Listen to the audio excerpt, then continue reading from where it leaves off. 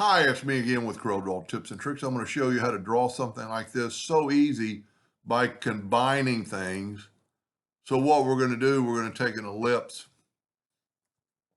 I'm going to go ahead and start in the center of the page, which really doesn't matter in this case. And then I'm going to Control D and make a duplicate. And I'm going to put the rotation just off the center. And then I'm going to rotate it any amount. This doesn't really matter. We're going to go ahead and go with 5 degrees. And then I'm going to Control D and make it 10 degrees. And then I'm going to Control D. Now, if you go all the way around and stop before it's short, when you do this, and if you select it, and if you go to Object and Combine, which is Control L, and then make it blue, and then take away the outline, and you get that.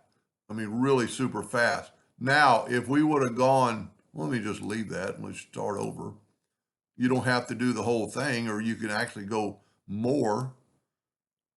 So we're going to take an ellipse. We're going to rotate off center again.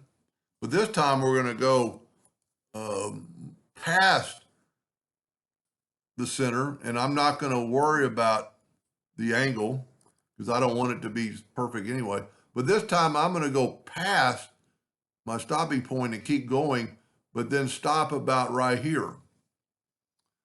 And I'm going to take mine and I'm going to Control L to combine it, and then I'm going to turn it blue.